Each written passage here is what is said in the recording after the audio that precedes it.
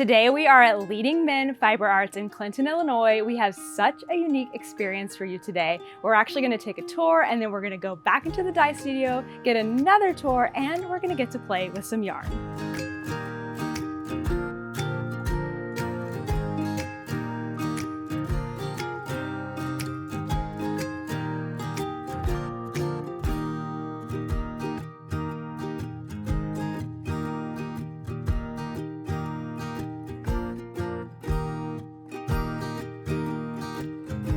Hi, I'm Amy and I am the operations manager here at Leading Men Fiber Arts, and I'd love to give you a little tour of our shop today. We're going to start over here. Our shop is on the outside walls, all of our locally dyed yarn here done by our leading men in the back. Starting over here with our fingering weight bases.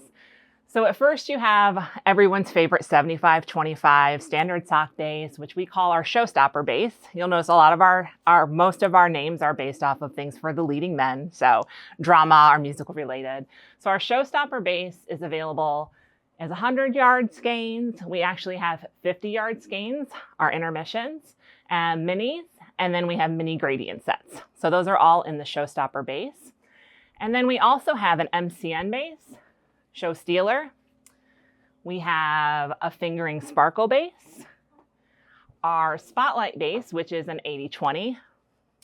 And then soliloquy is a great workhorse base. It's 100% blue faced luster, but it actually comes in 150-yard skeins, or 150 gram, 657-yard skeins. Yeah, so on our other side, we do still have a mohair silk. So as we increase in yard weightage, and we do have one additional fingering weight here, another great workhorse yarn. This is the Diva base, which is a merino silk blend. It also comes in 150 gram skein with 600 yards. So that's a super great choice for summer tops. Love that. Our sport weight, and then we have a DK. And we actually have DK minis, not something a lot of people do. Been very popular since we started dyeing DK minis. We have an additional DK base, dramaturg, superwash. And then last but not least is our box office base. And then we do have a couple of kits that we've put together with leading men yarn with some different designers. Yeah, above each of them, we've had samples knit out of our bases. And so each sample that's above it, you'll find that that's the base below it that sample was knit out of. So Leading Men just opened their storefront about 3 years ago. And so at that time is when we kind of built out our inventory on the outside, but what we started bringing in then is some additional yarn in the interior here. So we have some different commercial bases, so that way we can offer our customers some different bases, different fiber contents, different price points. And then over here we have our needle selections, project bags, and just lots of little different fun accoutrements. I love that the guys like to buy little different crafting kits too, so that if local people stop in who maybe aren't just knitters or crocheters, we've got different kits for them, different little cross stitch, needle punch. You'll find lots of little fun stuff like that tucked around the store. And then up front, we have a small space for our little hangout. We have a crafternoon every Saturday where we have a local group that comes and just hangs out. And then we also have a Create and Collaborate Club that meets every other Tuesday where we do a common project together.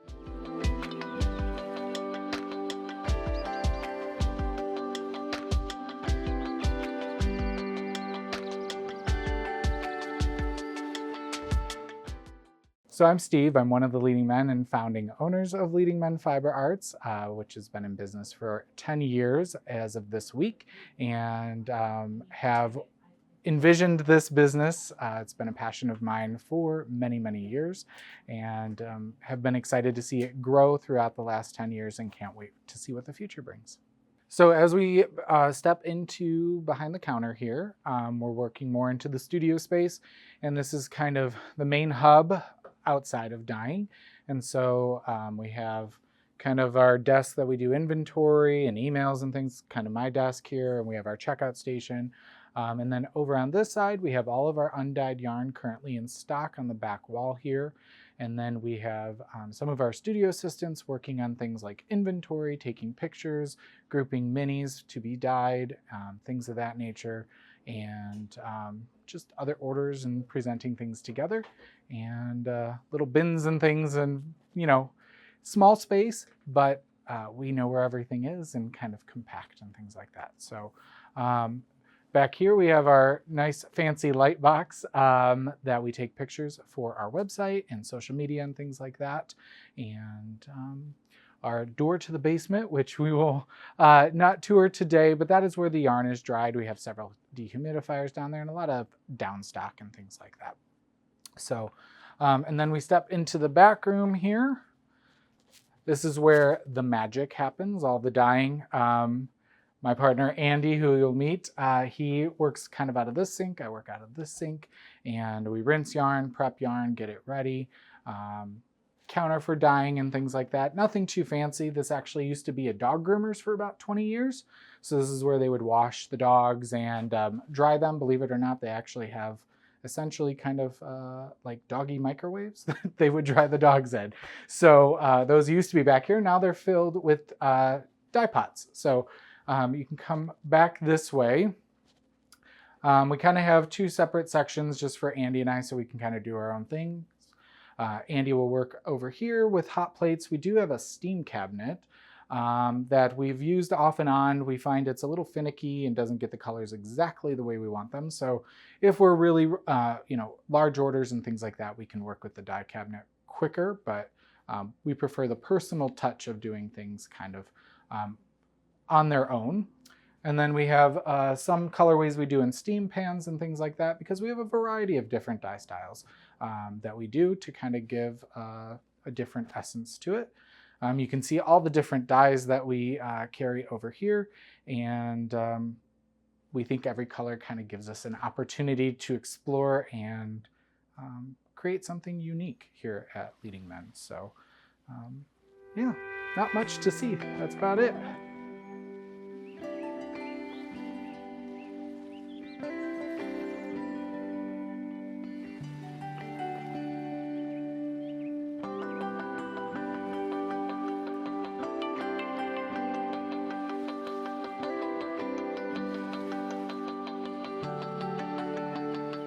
My name's Andy. I'm one of the owners of Leading Men Fiber Arts today. We have Knitty Natty. We're going to do a little demonstration on how we dye our Krampus colorway. And we're going to play with her a little bit later and see what we come up with. But I've got my pan ready, which is just a gallon of water and some citric acid. I've got my dyes lined up, and this is a technique we use a lot. It's a very simple, very easy one for beginners. So we're going to start off with just some indigo. And this is going to be a highly variegated, highly different stylized yarn. And I'm literally just sprinkling dye on the water. And then so we've got a bit of a blue. And then we're going to come in with some Caribbean blue. So this is going to be a much brighter blue. That's also going to be a nice underground color.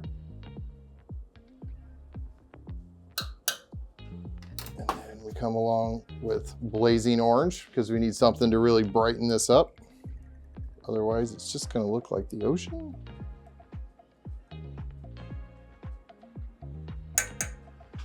And last but not least, emerald. And so this, again, will really pull that orange out. This is always fun to me to look at them in the pot when they're just sitting there. And it's very dark. It's hard to tell what it's going to turn into. And then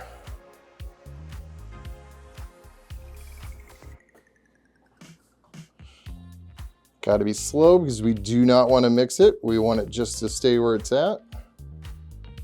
And we're going to slowly, and you can see the blues and the oranges as they don't really mix and they kind of sit.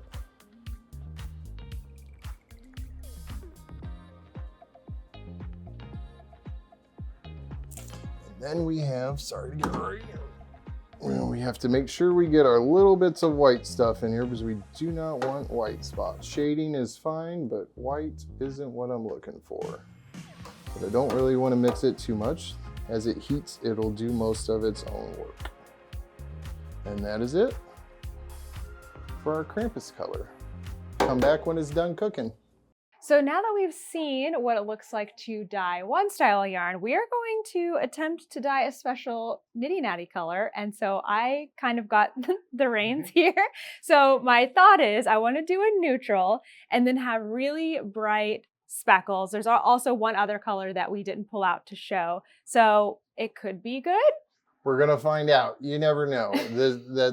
I have a color called You Never Know because you don't know what it's going to look like till we get started, but we're going to try. We're going to give it a try. So what are we starting with? So we're going to start by putting down the neutral first. So we want it to not be just muddied everywhere. We have to try that. And so what I have here in the sink is I just have a little bowl. It's got some brown dye in it that we're going to use to do that. So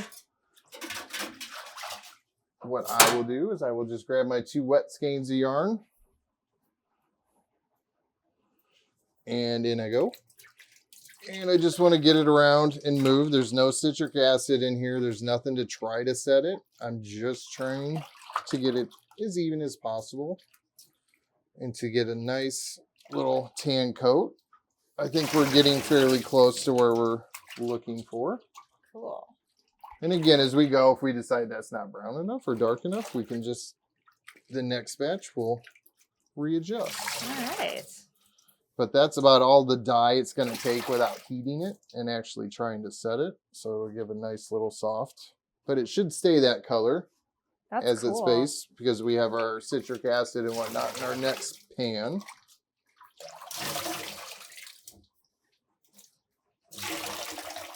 For anybody who's thinking of becoming a yarn dyer, it's terrible on your hands.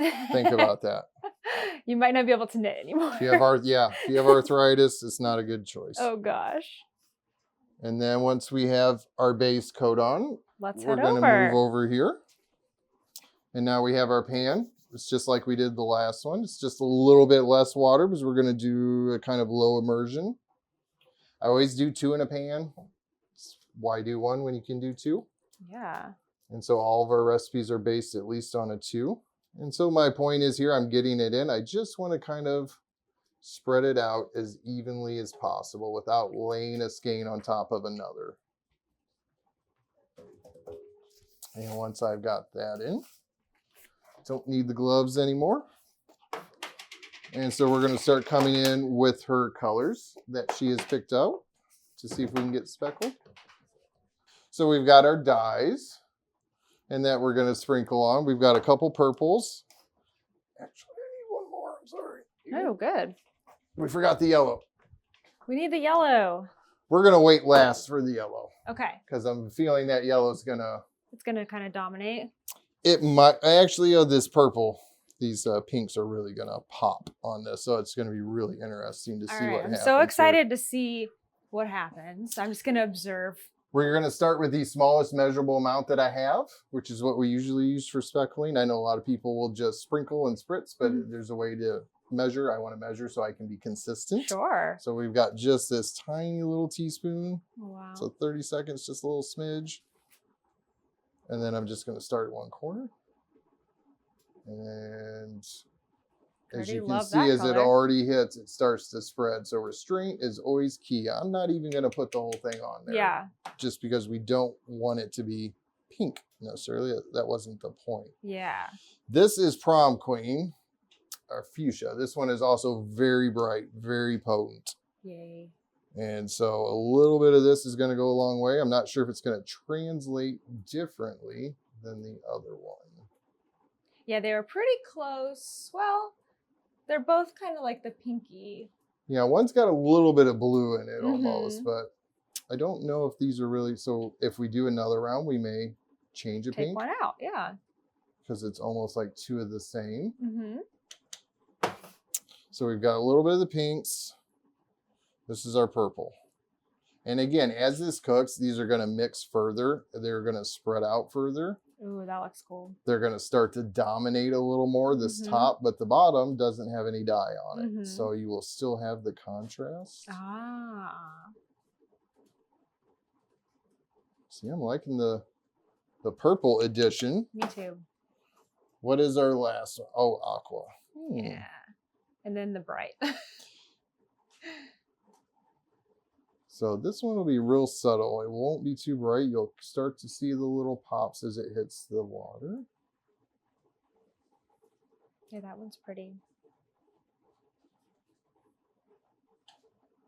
And as I dye too, I got to make sure to hit both halves because we have one on either side. Now the yellow. Okay. That's looking really pretty. I'm liking that one. So this yellow I got like, no, go ahead. No, I was but why I picked it, because I got this yarn from you guys at SSK in like 2016 or 17 or 18 or something. And it's just, I still have like a tiny bit of it. I used it recently as an accent color for something. And it's just the brightest, most fun color. I almost called it ice searing yellow. But it glows practically. yeah. It's so fun. All right. And that is our pre-cooked. This is looking first pretty attempt. Cool. Let's see what happens. And then as we're doing that, yeah. If you want to pan it to you can start to see how the Krampus is going. After we've got a few minutes here, we can actually come in and give it a bit of a stir because most of the colors have been set. They're not going to run around anymore in the pan. And that needs probably another 5 minutes. As you can still see, there's quite a bit of dye left in the bottom of the water. And you need to cook that till it's exhausted.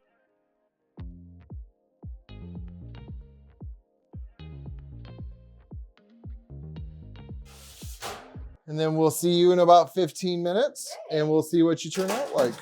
All right, here's our finish. Still very hot. First attempt. Ooh, I like it.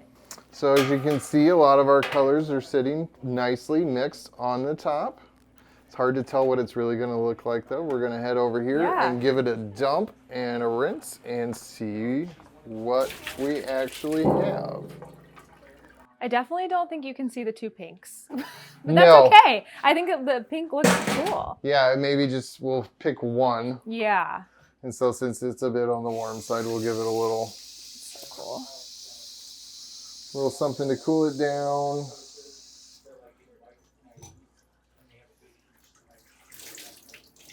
Oh, this could be really pretty. It's kind of like a dirty, almost neon, but it's not that tan kind of muddied it. Yeah. Oh, I like that. I like that it's light, like the background color. Attempt numero uno. Let's see what it looks like. That'll give you an idea anyway of what it should look like. Yeah. It's pretty cool. We'll let it get a little dry and we'll check back this afternoon. All right.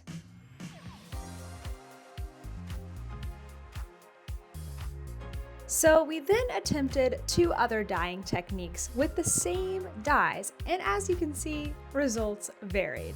Here's how they all came out. All right, so here we are with our 3 results. Natalie's first attempt. Number 1. Very nice, very even. Lots of color all throughout, which I think looks really, really cool. And then we changed up the technique. And this was number 2. So how did you do this one? So this one we actually used the same base color. We just added more skeins in the pot and we twisted them before we put in to help bring out some more of the negative space, not so much color on top of each other. These ones blend in a little more together. Yeah. Try to make it a little more stark so you can see it. And then we have the third attempt. Which is totally different. Exact same dyes. Same amounts, just added differently, you can get a completely different result. Wild. So I think I know my favorite. I think we can eliminate one. That one's not exactly what we were going for. I love both of these, but I really think I'm liking this one, the first one that we did. I agree. Yeah, it looks really cool. Hey. First time's a charm. I know. So we're gonna call this Knitty Natty.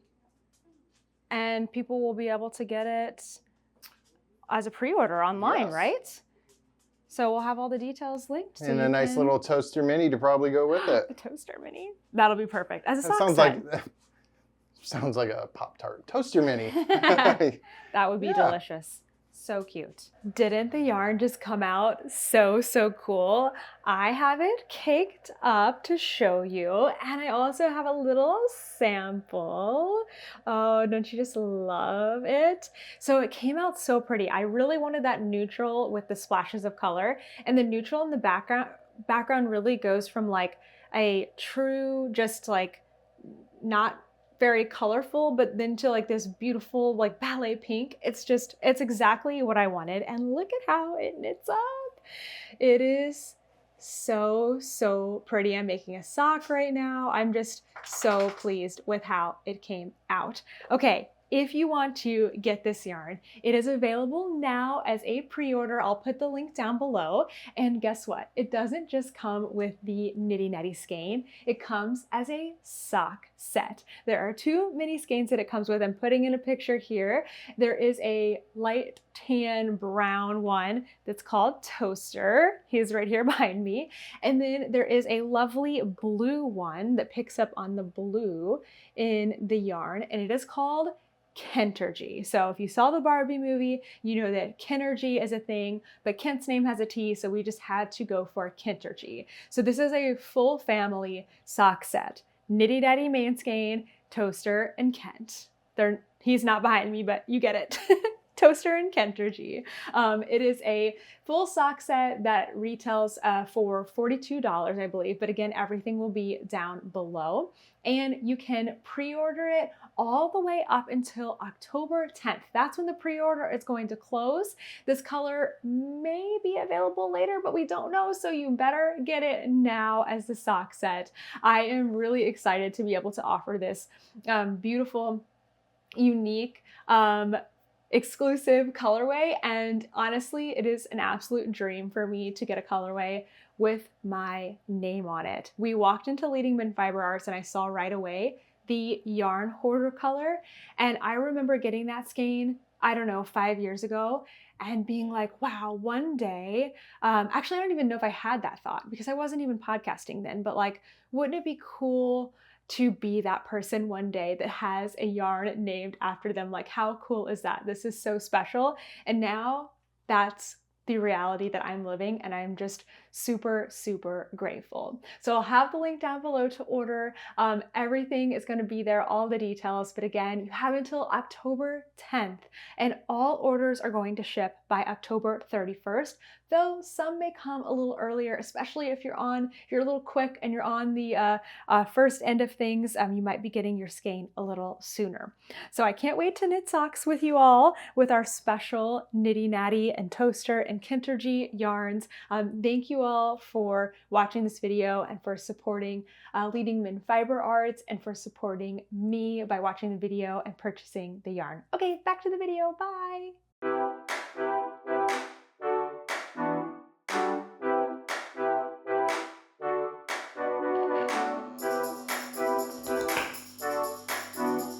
So Leading Men Fiber Arts started about 10 years ago. It was kind of a passion of mine.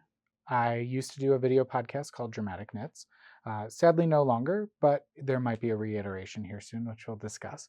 But I was already podcasting for a number of years, and through doing podcasting, I actually got to meet a lot of other video podcasters, and some of those were dyers as well. And this was before, well, as many festivals were going on and things like that. And when Google Hangouts came out, we started doing virtual knit nights, and I got to know a lot of these other video podcasters that I looked up to, and started talking about dyeing in the industry and things like that. And we actually went and visited a friend in Maine. We thought we wanted to make a cross-country move. And so we visited another internet friend who was a dyer. They're no longer dyeing in Maine, and started talking about dyeing yarn. And Andy, who's not a crafter, he is a dyer extraordinaire, but doesn't do fiber crafts. He had this spark kind of come in his eye, and he's like, that actually really sounds interesting. It's like an adult coloring book.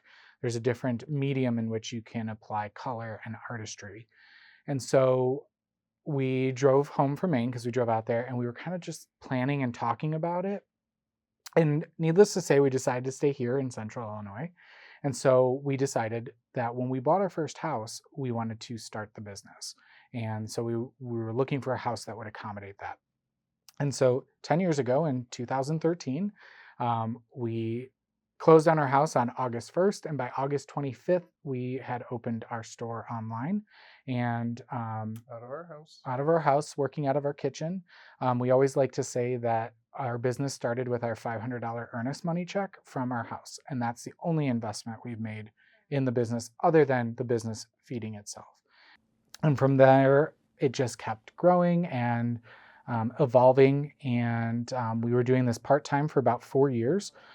We would work our day jobs. I used to be a high school English and theater teacher. He worked in management for a retail company. And we were doing this, 3 to 4 hours a night. And then several years into it, we realized we were actually making more money doing this on the side than we were teaching and working in retail. And so we decided to make the jump, and I went full-time about 6 years ago. And and then we were going to do our first cross-country show, which was Stitches West, which is no longer, but we were going to drive across country to California. And it was going to be a former employee and myself. And he said, I've always wanted to drive across the country, kind of like what you guys are doing. And it'd be something so cool to do. And so he decided to leave his job at that point, and we went out and did Stitches West. It was great to see the country. And then we went full time, and he started dyeing in our basement. I was still dyeing in our kitchen. And then about 5 years ago now, 4 years ago, we found this space that we're in now, and we bought it just as a dye studio, not even to be a yarn store. We just wanted to get it out of our house. And and then so we were dyeing in here for about 2 years before we opened the doors and kind of made it a little shopping experience in a store. And again, it's just grown from there. So.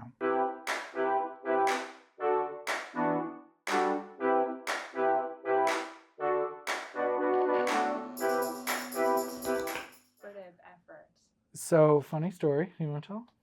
No, I mean, he started the podcast years ago, and he wanted me to be on the podcast or to be talked about, and I wanted nothing to do with it. I didn't want to be on it. I didn't want my name on it. He's not the camera guy. You're getting the most camera that you've ever seen out of him. Special gold edition. First time you get to see Andy really talk on camera, everybody. So I usually tell people, if you want to talk to me, you need to come to see me at a show. But no, I didn't want really any part of it. I just didn't want to be on it. And so he got into the habit of referring to me as his leading man on the podcast. Keeping with the theme of dramatic knits and the theater background.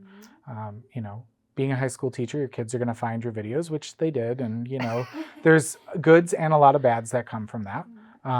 But yeah, I kept his anonymity and referred to him as my leading man.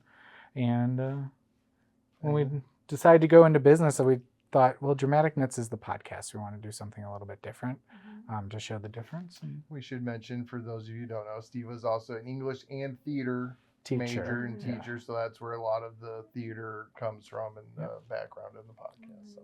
Okay, so who is a knitter in this group here? Okay, Amy, how long have you been knitting? I started crocheting when I was very young. So I started crocheting when I was probably 7 or 8. And it's pretty avid, not an avid crocheter, but like making blankets and, off and on, never like a capital C crocheter. I started knitting in probably 7 or 8 years ago. And then that was it. After that, I just immediate obsessive capital K knitting at that point. I learned to crochet when I was about 8. Learned to popcorn stitch real well that summer. Didn't really stick with it though, it was just kind of something new. Then in high school, somebody taught me how to knit, never how to purl or do anything else. So I started a scarf, never finished it. And in high school or college, I met a friend who was a capital K knitter. And I said, I used to do that. And then that was when Ravelry was just coming out and you had to beta and wait and to get on. And then it was my stress reliever, my constant in college to get through college, and haven't looked back since. So it's been you're gonna give away your age. 2009, so 7, I don't know, 15, 16 years. Yeah. What kind of hobbies do you get into? The only one I really like, I play video games and TV, but I do like Legos. I do like the big giant Lego sets. I don't put them together very quickly. As many of you have seen my picture or video of me lugging the Titanic through the giant Woodfield Mall, dragging it behind me. It's still in progress, almost a year later. Maybe by People the time, still ask going around the road. maybe by November, December, it'll be a year. Maybe I'll have it done and we'll have some pictures. But time is always an issue.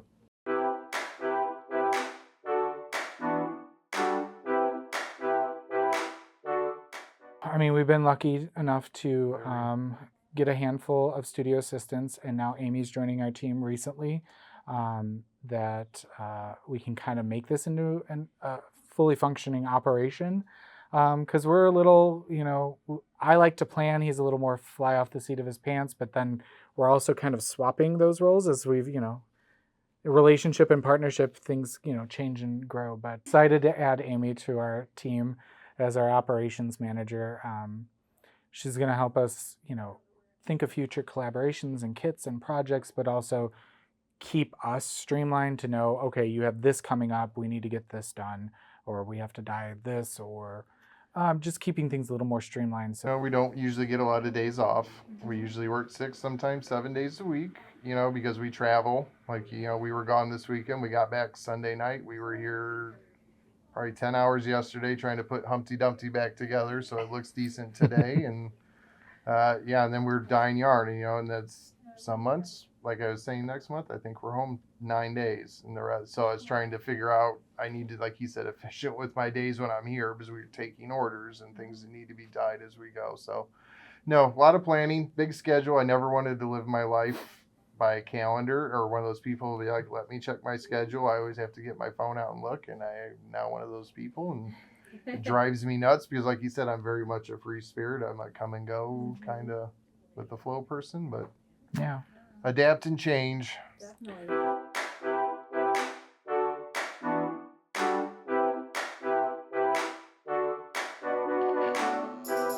Well, I would immediately say my favorite is Notorious, as I was allowed to have a colorway last year. But I would hesitate to say my true favorite because it's also Andy's least favorite to dye. So Don't even mention it.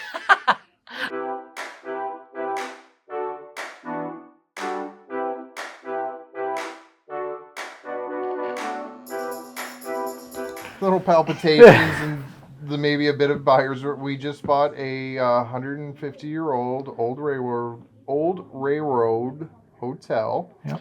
Right next door to us. We share a wall with that we're going to expand into. It's the historic Taylor McGill building here in Clinton, Illinois, and it's one of the 2 historical places on the National Register of Historic Places In our county. So it has been sitting there for many years. It's been pretty much vacant since the 90s, other than the 2 storefronts that have been renovated up front, because it's a big project. And when they first approached us next door about looking at it, and Andy showed interest, I immediately said no, because it's a lot of work. As you will see. But the possibilities are endless, as you'll see in the future. And we're super excited. Equally parts excited and terrified. Terrified at times, yes. Yeah. So it's going to be something really cool. We want to create a destination. We're in a very small town, and we tell people our yarn store is different than most. We maybe 2 to 3 people is a busy day for us here in the store. Most of our sales are online at shows and to other stores, but we want to offer this space as a community building experience. And so we figure, if people are going to drive and come distances to come visit us, we thought what better way to do that than to tie in the historical aspect of our town, because we've looked at moving to different towns with larger populations or, easier to get to. And we've been in this town now for 15, 16 years, and we thought we could maybe bring something to this town and put our stamp on it, and show a different side of Clinton than most people don't see.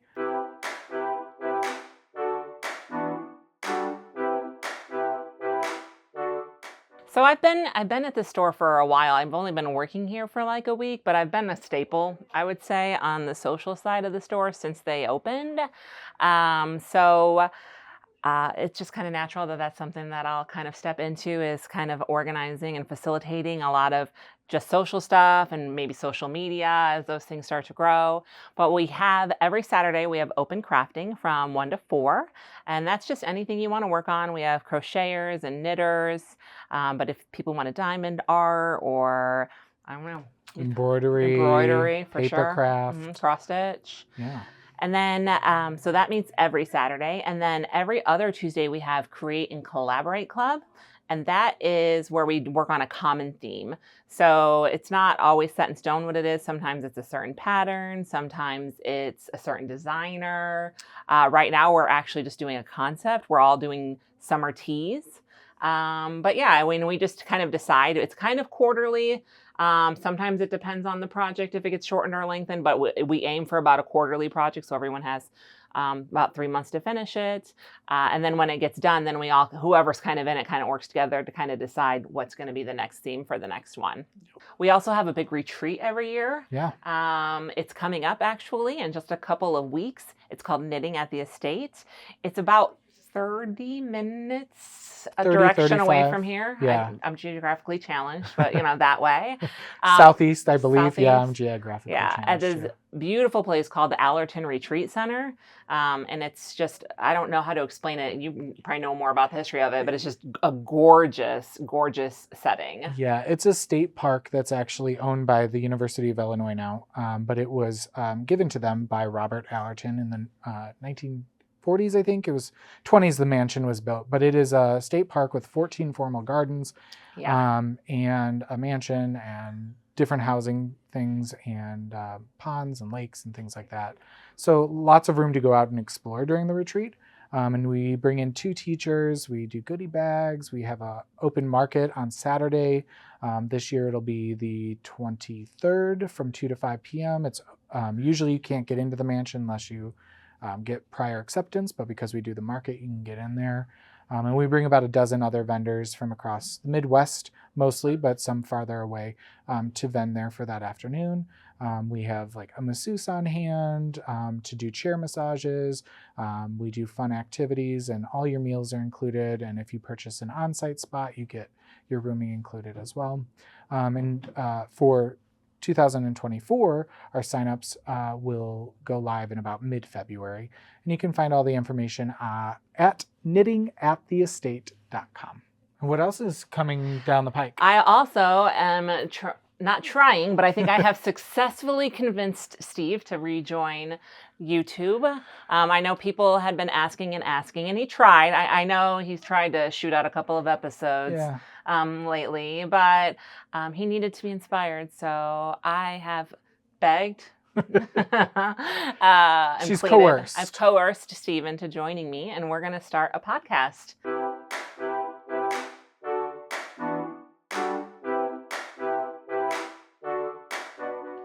So our website is leadingmenfiberarts.com, and we have our complete yarn store is available online, and all the yarn you see dyed by us that is online is currently dyed and ready to ship.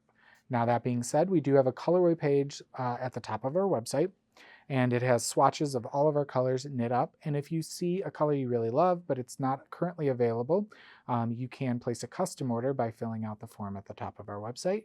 We will gladly dye it up on whatever yarn base you want and ship it out to you, usually within about a week. And yeah, we also, like you've seen, offer a wide variety of other things. And we are gladly willing to send out orders that are $20 or over with free domestic shipping. And we offer complimentary yarn winding on any yarn, commercial or ours, that is 50 grams or more. So, we want you to be able to cast on the minute you get your package if you're so inclined, and we want to make it easy. We want to be your one-stop shop, your local yarn store, just one click away.